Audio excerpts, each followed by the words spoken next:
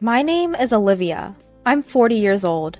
I've been married to my husband, Michael, who is the same age as me and was my colleague at work for 10 years now. I'm currently in a different branch from my husband, but we used to be in the same department. He is a man of strong responsibility, admired by his subordinates. He has a bit of a show-off side and doesn't seem to want to show his weaknesses to others. He was a very masculine man, full of confidence and ambition. His work performance is well regarded by his superiors, and he is expected to be promoted without any problems.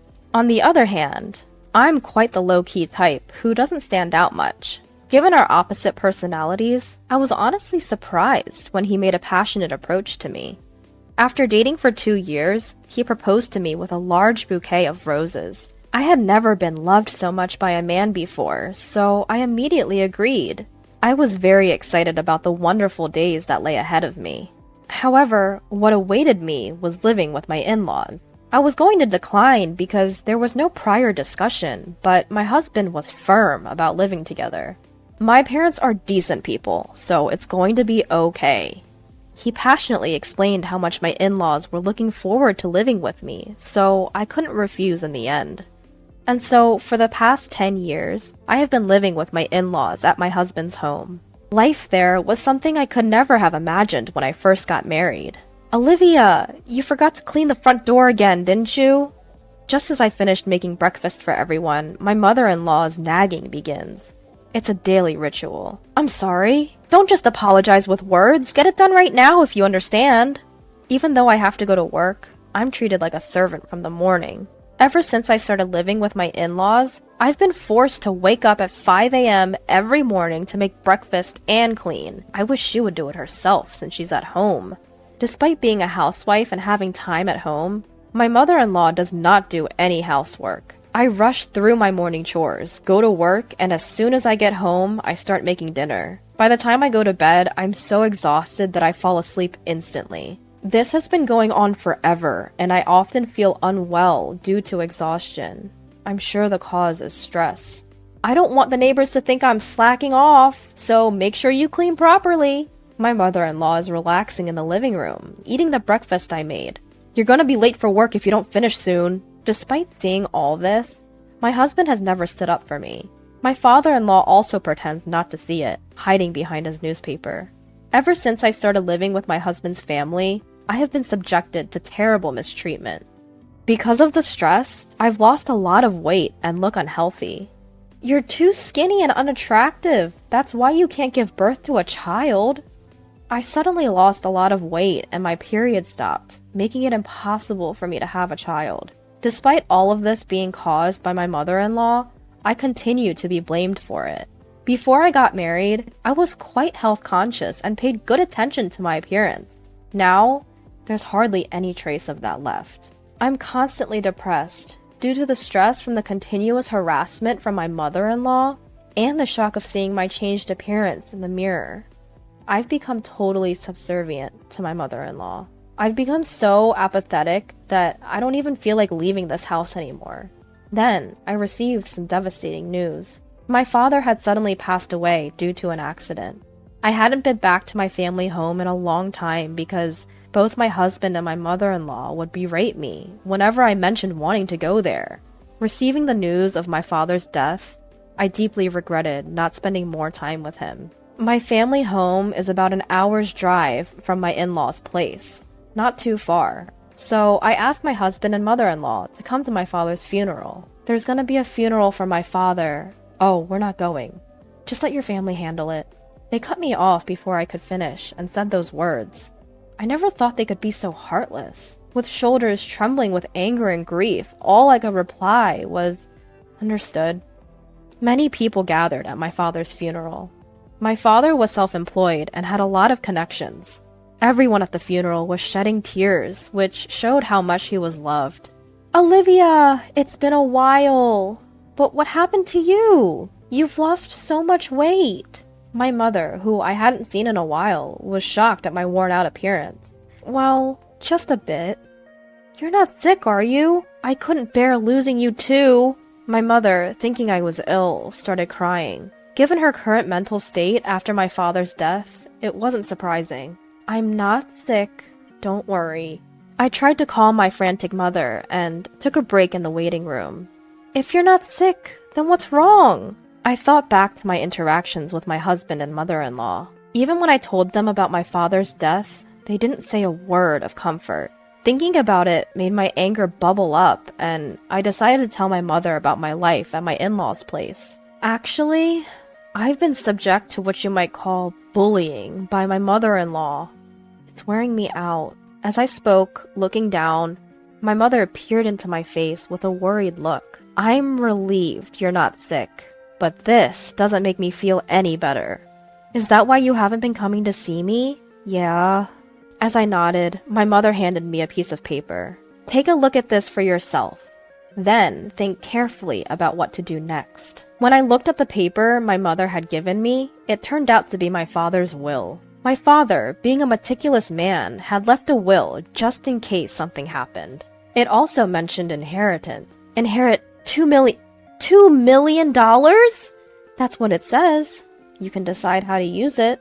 I was stunned by the large sum. At the same time, I began to hope that I could end my shared living situation. With this, I can build my own house and get out of my in-laws' place right away.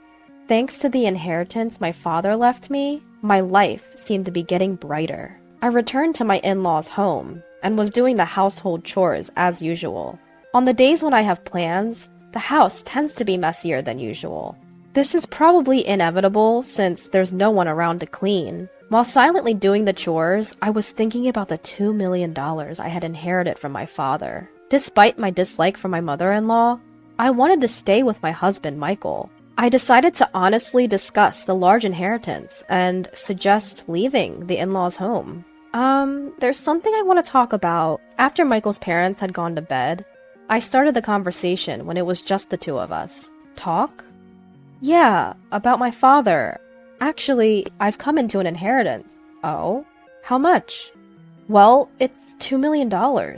When I mentioned the amount, Michael was taken aback, perhaps because the figure was far beyond his expectations. Wait, what? That's right, $2 million. Upon grasping what I had said, Michael was overjoyed. He left you that much? That's generous. But about how to use this money, I was about to get to the main point, seeing Michael in a good mood. However, before I could speak, Michael suggested something outrageous. We need to transfer that money to my mom's bank account right away. I didn't understand what Michael meant. It was so absurd that I thought he was joking. No, why? I'm the one who inherited it, so that's not right. As I laughed and responded, Michael slammed the table angrily. What are you talking about? A wife's money belongs to her mother-in-law. It seemed that Michael did not realize he was saying something ridiculous. Seeing his serious expression, I felt scared. I'm sorry, but I don't understand what you're saying.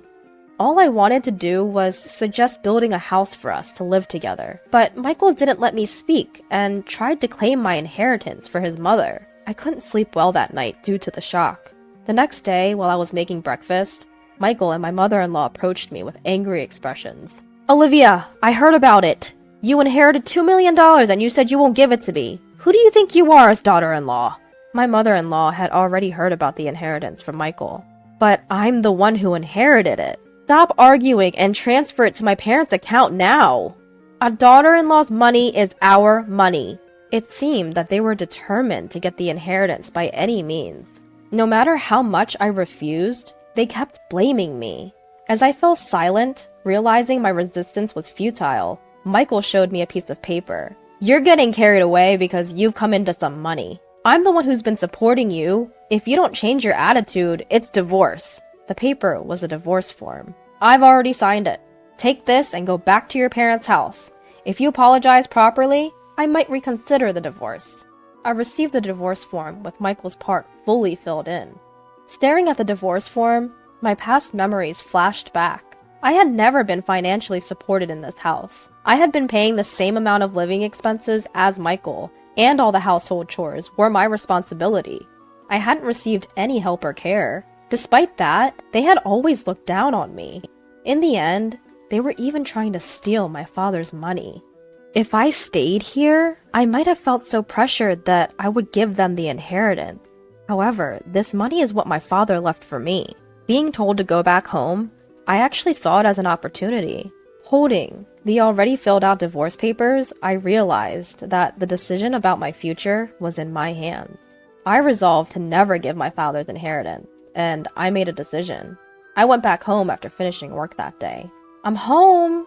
Welcome back! I had a feeling you would be back soon. My mother welcomed me with a warm smile, despite my exhaustion.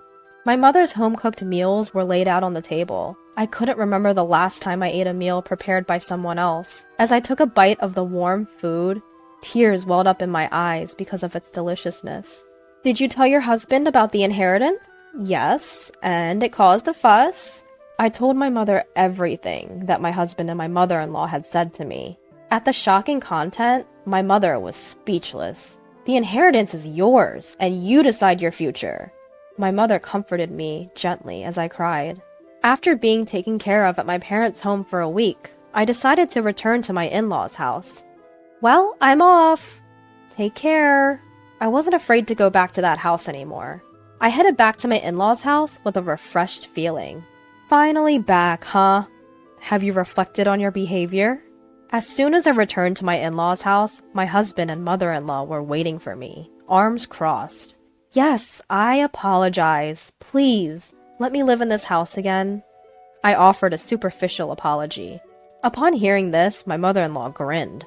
Well then, hand over the inheritance quickly. Actually, the inheritance process is taking a while. I haven't received it yet. It's a complex process, so it might take another 6 months or so. Does it take that long? Well, fine. Both my mother-in-law and husband seemed satisfied, thinking I would hand over the inheritance obediently. However, they kept nagging about me going back to my parents' house for a week. Because you're not doing your duties as a wife, the house is a mess. Clean it up quickly. The in-laws' house was incredibly messy and unhygienic after just a week. It was almost impressive how they could make such a mess in a short time. Understood. The old me would have been deeply upset to see such a state. But now, I didn't care. No matter how much my mother-in-law bullied me or how hard the housework was, it didn't bother me at all. I did the housework as my mother-in-law ordered. It was my mother-in-law's birthday. I'll be going then. Make sure you keep the house clean. My mother-in-law always went on a trip for her birthday. Of course, I wasn't invited. By the way, have you received the inheritance yet? It's supposed to come in today. That's convenient. That $2 million is a present for Mom. Make sure to transfer it to Mom's account before we return. It's just too convenient that my mother-in-law's birthday coincides with the inheritance. My husband was unable to see through my lie. Without answering, I sent off the three of them with a smile, saying, "Take care." As soon as they were out of sight, I started executing my plan. I had been waiting for this day for a long time. They'll be quite surprised when they return from their trip. But that's no longer any of my concern. I quickly packed my things and left my husband's family home. Wow, this is amazing! I was moving my belongings into my new home. Actually, I had built a house with my father's inheritance. I'm so happy to be able to live in such a beautiful house. And I decided to live with my mother from my hometown. I'm truly happy that I don't have to worry about those people anymore. I sank into the plush sofa, feeling content. Today is a celebration of my new home with my mother. We invited a chef to our home and spent a luxurious day. The next evening, I received a call from my husband. What the hell is going on? He probably didn't understand the situation, as all my belongings were gone when he returned home. I won't be coming back there. Goodbye. I tried to hang up without wanting to talk to my husband, but my mother-in-law was yelling on the other side of the phone.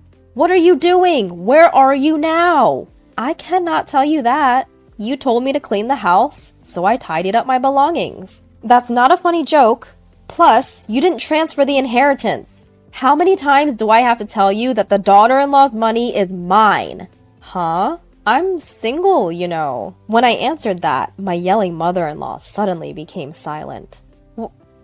Single? Well, I'm a divorcee. I was handed a divorce paper, so I submitted it. I'm a stranger to you now. Goodbye. I hung up the phone after saying that. I couldn't stop laughing, imagining my mother-in-law's stunned face on the other side of the phone. I feel very relieved to be unrelated to that family now. After that, I received numerous calls from my ex-husband. When I had some free time, I purposely picked up the phone and ignored the abuses from my ex-husband and ex-mother-in-law. I thoroughly recorded all those calls. I decided to consult the police with those recordings. Harassment from an ex-husband is not uncommon. We'll give a warning before it gets dangerous.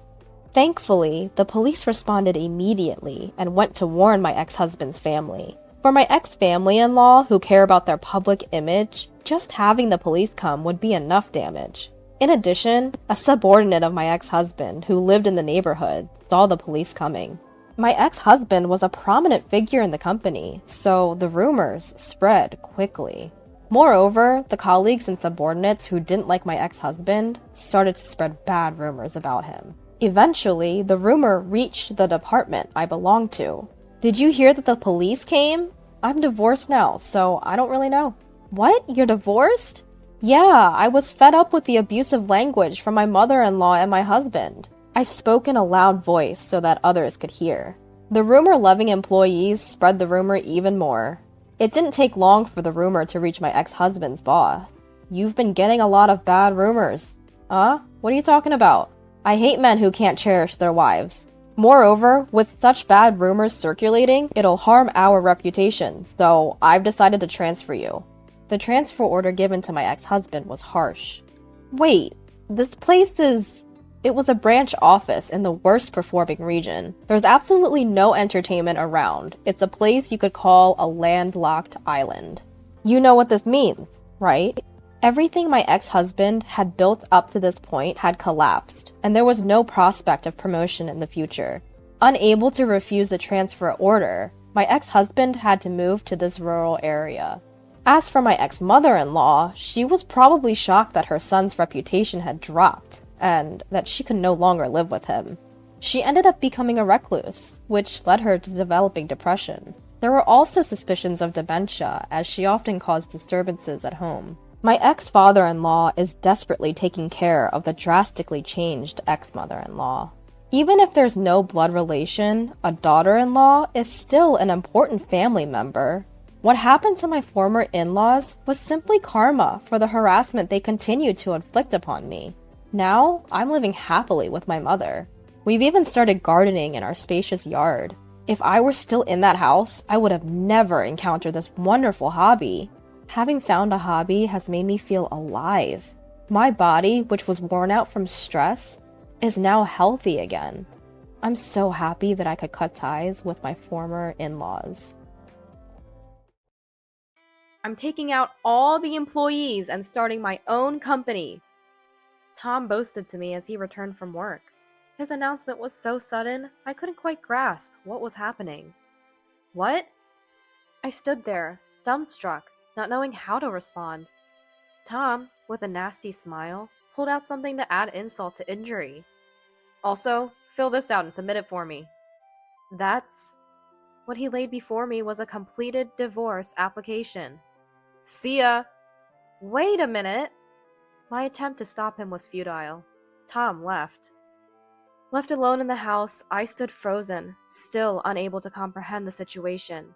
But then, a thought struck me. Perhaps they could help me out. I quickly grabbed my mobile phone and dialed their numbers. My name is Rolla, 27 years old, single, working as an office clerk at a small IT company. Tired of the monotonous life, yet somehow finding comfort in it, I never took the initiative to change. Like anyone else, I harbored frustrations with work and relationships, often making them topics of conversation with colleagues and supervisors. But even I had a pressing concern that needed to be addressed. It was the fact that I couldn't find a boyfriend. While friends and colleagues were getting married, I was living a life devoid of romantic encounters. The occasional message from a friend would often be about their marriage. And, despite my desperation for a connection, I couldn't bring myself to genuinely congratulate them. Even when I wanted to take action, my feet wouldn't move. I thought maybe the right person would come along naturally. But after my closest colleague at work told me about her new boyfriend, I decided to seriously start looking. The first thing I tried was a dating app. I installed an app with relatively good reviews, set up my profile and photos, and started chatting with men. but I couldn't find a good match and ended up feeling defeated. Then I attended a few matchmaking parties, but couldn't find anyone to connect with. Even when I did match with someone, the relationship didn't last. On one hand, I was in a rush. On the other, I feared I might never get married. I decided that if I didn't meet someone nice at the next party, I would stop looking for a while. But at the next event, I met Tom, who would become my husband. Tom seemed like a kind man at first sight. His voice, his expression, everything about him was gentle, and he was a good conversationalist. "What do you do for a living, Rolla?" "I'm in administration." "Oh, really? That's impressive. I'm terrible with detailed work. I could never do office work." It was the first time someone had praised my job, and it made me feel unexpectedly happy. I tried to learn more about Tom, but I was quickly swept up in his charm. He kept complimenting me. I wondered if it was just because he wanted to make a good impression, but I didn't mind being praised. I'm a simple person after all. I found myself becoming more aware of Tom, wanting to talk more, and, if possible, wanting more beyond that. That's how I began to feel. I guess Tom felt the same because we matched, and after the party, we decided to go out for drinks. "I'm so happy to be talking with you like this, Rolla." "Me too." The alcohol flowed, and the atmosphere was great.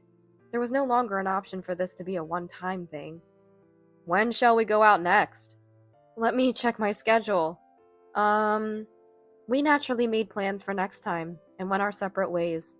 After several more dates, Tom asked me to be his girlfriend. I had no reason to refuse, and happily agreed. 2 years later, Tom proposed. I was thrilled. Finally, I was getting married. I accepted his proposal and became Tom's wife. I was looking forward to a life with my beloved Tom. Just thinking about it made my heart swell with excitement.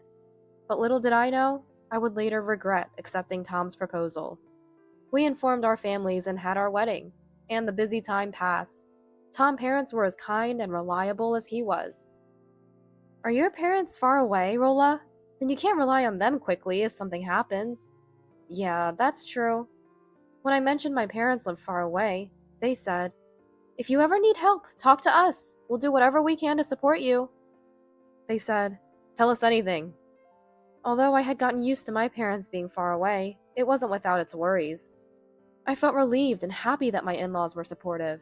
With kind and reliable in-laws and my beloved Tom, I felt surrounded by wonderful people. A few weeks into our married life, it was just as happy as I had imagined with Tom. After quitting my job due to our marriage, I spent weekdays doing housework and waiting for Tom to come home. On weekends, we would go out together or relax by watching TV. "Hey, I'm off tomorrow. Want to go somewhere?" Let's go to the shopping mall." "Great idea. Maybe we can stop by the bookstore nearby." Planning our future activities with Tom was enjoyable. We didn't have children. We had discussed it before marriage and ultimately decided not to have any. My age, physical strength, financial concerns. There were many reasons, but the main one was wanting to live a relaxed life, just the two of us. Seeing happy children in crowded places like shopping malls or on friends' social media sometimes made me envious. But I always thought there was no happier life than the one I had with Tom, unchanged. Then one day, something Tom said changed my life significantly. "I want to start a business."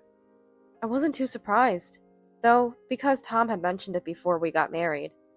"I've been thinking about starting a business someday." A business? I was shocked when I first heard it, and worried if it would be okay. Starting a business meant leaving his job eventually. Would it be okay in the long run? Would it work out? What if it failed? Many questions and concerns crossed my mind. "Are you sure about this?" "Yeah, I've been thinking about this for a long time." I shared all my worries with Tom. Tom spoke with a sense of pride, sharing his company's plans, goals, and his aspirations for the future. He even showed me the documents he had prepared, revealing just how serious he was. It seemed he had thought everything through, and I believed he would succeed. Even if he didn't, I trusted Tom to handle it well. I decided to support Tom's dream. "What do you think? It's a good time to start, right? We've saved up enough. If we're doing it, better sooner than later." "Yeah, I think it's a great idea." And so, Tom began preparing for his business venture. I decided to use the time I had spent on my hobbies and rest to help with his startup. Everything was for Tom. Even my in-laws knew about his plans and came over to help us. Were you surprised when he said he wanted to start a business? He probably just blurted it out suddenly. I was surprised, but he explained his goals and plans well, so I thought it would be okay.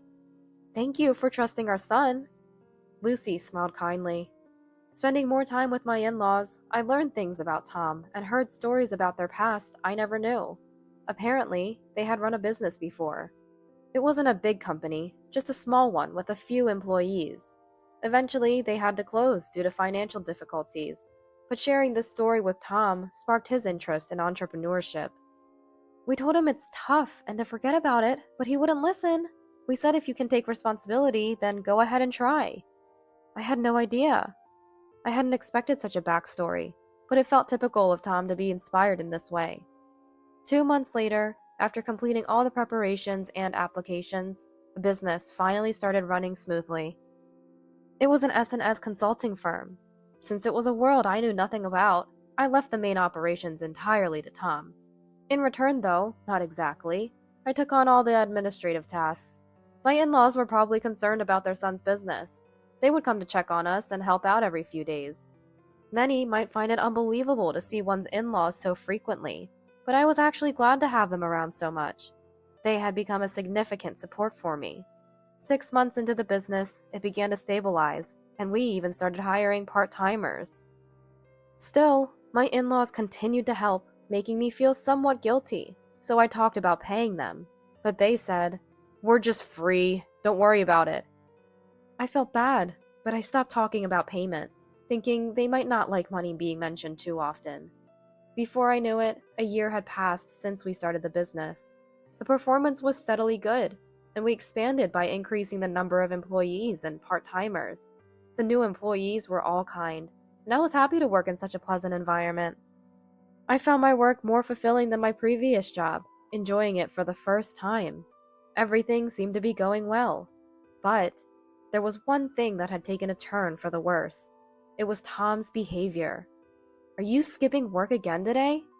"Yeah, sorry, I have something to do." "Okay, understood." Tom started missing work, claiming he was unwell or had errands. While it's understandable to be sick or have errands once or twice, it becomes questionable when it happens several times. What could be so important that he needs to miss work for it? Especially when work-related tasks are usually handled during work hours. The more I thought about it, the more I wondered what Tom was doing so secretively. "Rolla, I might be later, unable to come to work tomorrow because of some errands. Sorry." Again tomorrow? Although he apologized, it felt insincere. If he truly felt sorry, I thought he might try to improve his behavior. One day, I decided to gently point out Tom's excessive absences. "Tom, I know it's your company, but it's still work. I'd really appreciate it if you could handle personal matters on your days off." Tom seemed surprised by my words. "Sorry, I'll be more careful." "Thank you." After my talk, Tom started coming to work regularly again. I was relieved to see him taking my advice seriously. However, within a month, Tom began skipping work again, using excuses like errands or feeling ill. I realized that if I was the only one to address it, Tom wouldn't take it so seriously. So I decided to talk to my in-laws. I need to talk about Tom. I approached my in-laws when they were helping out. They were shocked when they heard. "Tom has been doing that? We thought he was busy with work outside. We had no idea he was skipping work." "Indeed, it's work after all." "I understand if he's unwell or has personal matters, but it seems like he's taking too many days off." "Yes, that's true." As I explained Tom's recent behavior, my in-laws became visibly upset. The next day, my in-laws called Tom for a talk. "Tom, we heard you've been missing work lately." "Why did you?" "We heard it from Rolla. What are you doing? Really? Remember, this is the business you started. Don't rely too much on others and take responsibility. We don't want to say this, but don't end up closing down like we did, regretting it later." Tom seemed shocked to be called out by his parents and was somewhat distracted. "Are you listening?" "Yeah, sorry, I am." "Really, stop causing trouble for others. If you have genuine reasons, explain them in detail. Understand?" I understand. Tom seemed annoyed as he reluctantly accepted Mike's words. I had never seen Tom like this before. As I looked at him, puzzled, Tom asked me irritably, "What?" "Sorry, it's nothing." "Oh, okay." Tom said that and left the room. Even my in-laws had never seen Tom act this way and were whispering to each other. Maybe he was just tired. Lately, Tom had been taking days off work, saying he had errands and always returning home late at night. I was curious about what these errands were, but every time I tried to ask, he evaded the question. What was he hiding from me? That night, feeling a bit guilty for pressing the issue, I decided to ask Tom directly. "Hey, what's been going on lately? You take days off for errands and always come back late. Are you hiding something? We're married. You don't need to hide things." I thought, given everything, he would talk to me honestly. However, Tom glared at me and said sharply, "Rolla, it's none of your business. I don't need to tell you." "But it doesn't concern you if I say it doesn't. The discussion is over. Got it?" "Wait, just a minute." "I'll stop slacking off at work. That should be enough, right? Stop nagging." With that, he left me standing there. Nagging, huh? His words hurt me deeply. It was the first time Tom had spoken to me so harshly. In shock, I thought maybe I should have just observed a little longer. Yet, I also felt he needed to be responsible for his work. But if I pointed it out again, he would probably call me nagging. I was at a loss about how to interact with Tom. Since the day my in-laws talked to him, Tom's attitude toward me had changed drastically. He began showing up for work without any more excuses of errands or illness, but he started looking at me with disgust. He would ignore me when I spoke to him. And even in private, he seemed irritated by my presence. "Hey Tom, about today's work?" "Don't ignore me. Did I do something wrong?" "Nothing in particular." What was Tom thinking? Had he started to dislike me? No matter how much I pondered, I couldn't find an answer. But what was it that Tom was hiding? What he thought about? The day when I would find out everything was coming. Unusually, Tom didn't work overtime and came home early that day. He seemed happy, almost relieved. That was the expression on his face. When I got home from work, Tom was unusually sitting on the living room sofa. "That's rare," I said, surprised, as he had been cooped up in his room lately. Then Tom turned to me with a nasty smile and said, "Ah, you're back. I have something to talk about." "What's going on?" Tom kept his eyes on me and confidently announced, "I'm taking all the employees and starting my own company." "What?" I didn't understand what he was saying. But Tom, amused by my shock, continued, "Oh, and write this too." He pulled out a completed divorce application from the chest. "I've got a new woman, so write this." "Wait, what do you mean?" "It means exactly what I said. She's so much better than you. Really glad I met her." I couldn't comprehend what was being said. Starting his own company? Divorce? Everything was happening too fast. Then, make sure to submit that divorce application. See ya." Ignoring my dazed state, Tom left the house. I was left alone in the silent room. In front of me was the completed divorce application. The suddenness of everything made it hard for me to process. What should I do? What's the right course of action now? I couldn't find an answer. But then, I thought of someone who might help. My in-laws. They hadn't come to the office today, but they should be at home. Shaking, I took out my mobile phone and called them. "Hello?" After a few rings, Lucy's gentle voice came through. "Lucy?" Hearing her voice, I felt a wave of relief and began to cry. "What's wrong?" "Well, Tom..." I managed to tell Lucy about everything Tom had said and my current situation. "I don't know what to do." "Just wait a moment. Please. Mike!" Lucy sounded panicked and went to consult with Mike. Soon she came back on the line. "Wait at home for us. Mike and I will come over. We should talk face to face." "Is that okay?" "Yes, of course." We'll be there soon." A few minutes later, my in-laws arrived. "Lucy? Mike? Are you okay, Rolla?" "I'm okay." But seeing them, I broke down in tears. I hated feeling so pathetic in such a situation. My in-laws quickly supported me and brought me to the living room. After a few minutes, I calmed down and explained everything in more detail. Tom was cheating. He often came home late on days he said he had errands. He left suddenly after telling me to file the divorce application. And he said he was taking all the employees to start his own business. I couldn't believe what was happening, and my words faltered. My in-laws listened attentively, nodding in understanding. But after I finished, they looked stunned and were at a loss for words. Then Mike said, "I'm really sorry. Our son." Lucy also apologized. "It's not something you two should apologize for." My in-laws apologized to me. Seeing this scene, I felt unbearably uneasy. I was relieved to have talked to them. Given everything, they would be on my side, but I didn't know what to do next. I needed to find out if Tom had approached all the employees about leaving, where he was now, and get proof of his affair.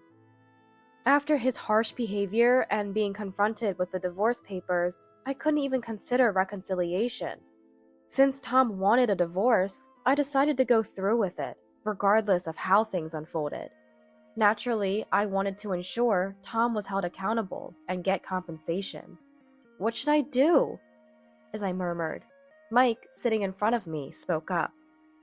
"Let's solve this one step at a time. We'll look into Tom's situation. Rolla, please take care of the company. If he's talking about starting a business that hasn't caused any commotion, it's likely just talk." Understood. So I decided to split up tasks with my in-laws. I absolutely won't forgive him if he says it was all just a joke after all this nonsense. When Tom announced the divorce and his intention to start his own company, I was overwhelmed by confusion and unclear emotions. But now it's different. I harbored clear hatred for Tom and began preparing to bring him down. A month later, Tom was in front of me. I had gathered as much evidence and testimony as possible and called Tom to my in-laws' house. Initially, Tom continued his harsh words, but when I mentioned I would submit the divorce papers if he showed up, he suddenly changed his attitude and agreed. The thought of him showing up without knowing what was going to happen amused me. "What do you want? I came because I was called. I have nothing to say." Where had the Tom from before starting his business gone? It felt like a bad dream. "So you've been doing whatever you like?" "Huh? Doing whatever I like? What do you mean?" "Say it." Tom crossed his legs and taunted. I would have been confused and speechless before, but not now. "Having an affair? Trying to start your own company on your own?" "Huh? I said that, didn't I? Huh? You mean that by doing whatever I like?" "Among other things, like stealing money and supplies." I knew about the affair and his plans to leave the company, but as I investigated, I found out Tom had been stealing company money. When I brought up the money, Tom's face changed and he began to panic visibly. "Huh? Why would I need to do that? Are you crazy? Do you have any proof? You're not making up lies to frame me, are you?" "You think I'm lying now? Let me tell you, it's not because I want to divorce you. I am divorcing you. That's why I called you here today." "Then show me the proof," Tom said, sounding panicked. So I showed him the surveillance video as he requested. "What? Cameras? Why?" "You weren't coming to the company for a while, remember? I installed them then. I thought I consulted you about it, but you weren't listening." Actually, I had wanted to enhance security, especially around the safe. So I proposed installing surveillance cameras. I couldn't install the cameras on my own, so I consulted with Tom. He seemed distracted when he said, "Oh, that should be fine." But there's no doubt he agreed. So I installed the security cameras with the employee's consultation. The question was, how did we find out Tom was stealing money? Simply saying we saw it on the cameras was one thing, but there was testimony from an employee who saw suspicious behavior. This employee, an older part-timer, was not approached by Tom about joining his new venture, unlike other employees. You've been telling various people to come with you to the new company, promising better conditions. Everyone refused, though. But to have a tip-off from the only part-timer you didn't approach? Is this some kind of joke? What did you say? I showed the angry Tom the surveillance footage. It was specially accompanied by my commentary. See? You're stealing money here, right? Look! Shut up! Unable to deny the evidence on the video, Tom hung his head. What were you going to use it for? Startup funds? He was stealing from the company to fund his own venture. What? That's unbelievable! I had no choice. No choice? Just continue the business as it was. But nothing. Explain why you did it. Mike had been silent until now, but probably frustrated with Tom's evasiveness. He finally spoke up. Then, Tom, trembling, began to explain why he wanted to start a business. It turned out to be because of his affair partner. Tom had met her at a bar after work. She was consulting people who wanted to start their own businesses, like Tom. As their relationship progressed, he began thinking about starting a new venture with her. It was harder than I thought to start a business. So why did you suddenly decide to start a new business? It all seems very suspicious. I thought it would work out with that woman. His patheticness was overwhelming. A person who gives up so easily wouldn't succeed in a new venture. And he was a man who would steal money for his independence. He could cause even bigger problems in the future. You're incredibly selfish. Were you with your mistress when you said you had errands and didn't come to work? Yes. At this point, I just wanted to get compensation and get rid of him. My in-laws seemed more disgusted than angry. About the compensation for the affair? As soon as I started talking about compensation, Tom, who had been hanging his head, suddenly looked up at me and said something too late. Hey, Rolla, can we start over? I'll break up with her. I'll give up on the business idea. Let's start from scratch. Just the two of us. Seriously? He's suggesting starting over? Is he sane? As I stood there in shock, Tom continued. Come on. It'll be fine, right? I was stupid to talk about divorce. Let's go places together again. Make happy memories. So? No way! But Mike, angered by Tom's words, slammed the evidence of the affair on the table. How can you even think of starting over after doing something like this? This is... Mike had laid out documents and photos from the detective agency that had investigated Tom and his mistress. Photos of Tom and his mistress entering a hotel, walking arm in arm, looking happy. Detailed documents about what Tom and his mistress had been doing and where. There was no escaping it now. Huh? Why are there photos like this? A detective agency? Yes, I needed solid evidence for the compensation if we divorce. You could retract your admission of the affair at any time, so it's better to have solid proof from a detective agency, right? Why are Dad, Mom, and Rolla all against me? Who would side with someone who does such despicable things? I'm disappointed in you. You only suggested starting over because you don't want to pay compensation? You're a disgraceful son. I was truly grateful that my in-laws were reasonable people, realizing that they wouldn't take his side. Tom slumped again. Whatever you do, my feelings for you won't return. After I made it clear there was no chance of reconciliation, Tom had nothing more to say. Later, through a lawyer, I demanded compensation from Tom and his mistress. The lawyer said they were resistant to paying at first, but eventually, they had no choice but to agree. It's unthinkable they would resist at this stage. They had appeared resigned at the meeting, but their true nature was disappointing. A week after the divorce was finalized, Tom sent me a ridiculous message, saying, "You made me break up with her! What are you going to do about it?"